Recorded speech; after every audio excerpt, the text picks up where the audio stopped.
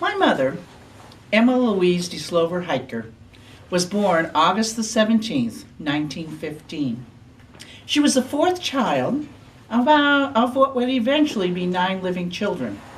And there's 2 things for you to remember. One is that there were 3 boys, then my mother, 3 more boys, then her only sister, who was 12 years younger than she, and then her last brother. The second thing to remember is that her family never had very much money. They were of sturdy Belgium stock, and they saved and used over everything. Now, what that meant, and some of you may remember this from your childhood, that meant that you passed down the clothes from the oldest to the youngest child. Now, it wasn't a problem when up until about 2.5 years of age, that she had 3 brothers and got their clothes. Because everybody, boys and girls, wore long white dresses, stockings, soft shoes in the wintertime, and in the summer, just diapers and barefoot. But when they got to be about 2.5 or 3, my uncles started wearing boy clothes. And that meant they wore long johns, coveralls, wool shirts in the winter, no shirts in the summer. They wore high-top shoes, and they wore nubby hand-knit stockings from my grandmother. My grandmother wasn't a very good knitter. There were lots of bumps and bubbles in those stockings, and the sizes were never quite exactly the same on each foot, and where the heel turned was sometimes in doubt. But that's what my mother had to wear. She hated it. She hated especially those stockings and shoes. That might be the reason why I don't remember her ever wearing that kind of shoe.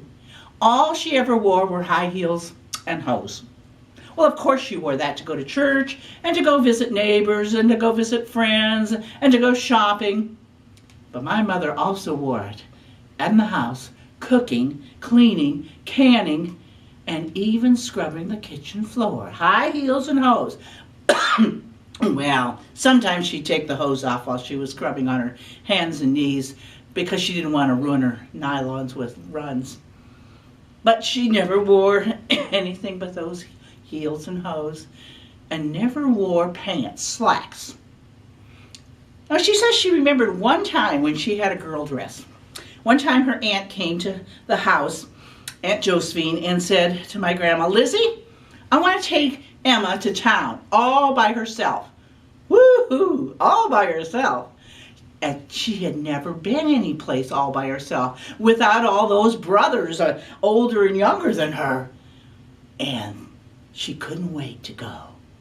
All the way down the dusty lane on the interurban, Aunt Josephine kept saying, "Now, Emma, remember, this is going to be a secret trip, a surprise. Don't tell anybody what we do. Okay?" "Okay," said my mom. Didn't last very long. The minute she got home from town, she ran into the door as fast as she could go. "Ma, Ma, Ma, oh, Ma, Aunt Josephine, she took me to the 5 and 10 cent store, and she got me a red dress." It was really itchy. It was hot and itchy this August time. But she got me a red dress, and she got me girl stockings and girl shoes and a red bow to put on my hair. It wasn't the same red as my hair or my freckles, but it was a red bow. And then we went across the street, and we went in this room across the street, and there was hardly anything in there. I was told to stand right in front of this white wall, and I was supposed to stand really, really still.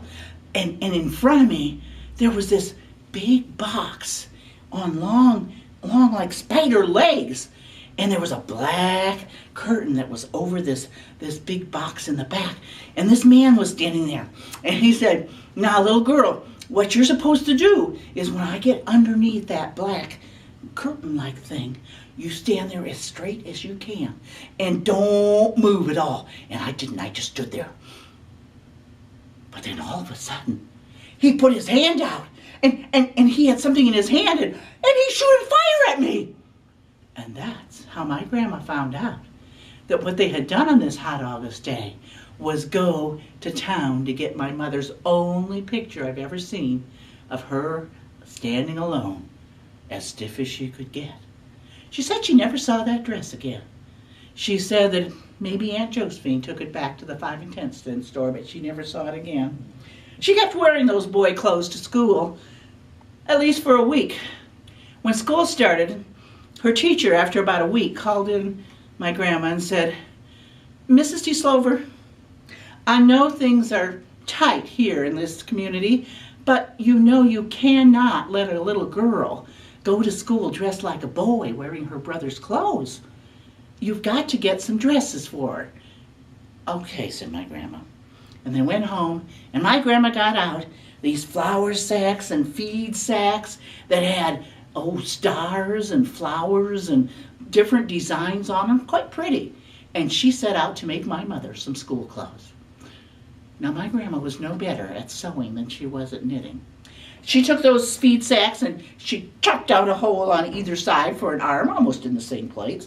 And she chopped out a hole on the top for the neck, hemmed it up a little bit, hemmed up the bottom, let the hems out as my ma got a little bit taller as the school year went on. And that was her school dress and her church dress.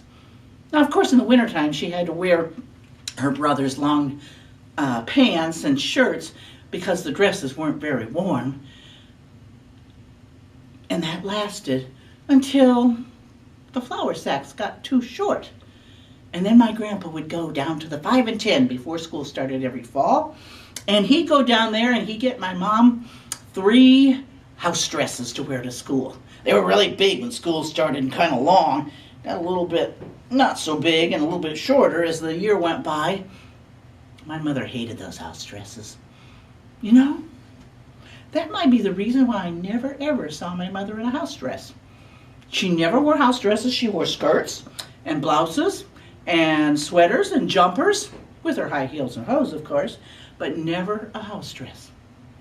Now, when she got out of school, she worked at her house with her ma and the younger brothers and sisters. And then when she got old enough, she went and became a nanny at a lawyer's house in town. And she discovered layaway. She found out that she could take her weekly paycheck and she could go to town and she could lay away clothes and other things to keep until she had it paid for. She also discovered that she preferred having quality to quantity. She would only buy nice things that were going to last. And she also got mostly navy blue and brown and black so they wouldn't show the dirt, but she had little white collars that she could wash and always be clean. Well, she kept that up. And I remember as a child when she used to go every few years into town and get a new winter coat. Somewhere around in August, she'd go to put it in layaway. And this one time, I remember my dad, before she left, calling out, "Hey, Toots, don't get another black or brown or navy blue coat. Get something a little lighter, a little bit prettier." "Okay," she said. When she came home, she didn't say much about what she had put in layaway, just that it was different. And when she got that, in about November, it was red. Not just a little weak red, but fire engine red. And then, soon after that, came a red blouse and a red skirt, red shoes, red sweater, red jumper, and then there was red fingernail polish and red lipstick. And when her beautiful red hair started getting gray in it, she did the unthinkable. She did what only loose women did. She went to the beauty shop and got her hair dyed red. And it was red the day she herself died. I remember being at the funeral home. Lots of people were there. Lots of stories were being told. And I watched people tiptoe up to the casket. And they'd go up there. And they'd look in. And I'd hear them say a lot of times, "She's dressed in red. Red hair, red nails, red lipstick, red dress." She even had red heels on, but they didn't know it. What they didn't know also was that before she died, many times she would say to us, "When I die, bury me in red, or I'm going to come back and haunt you." The lady wore red.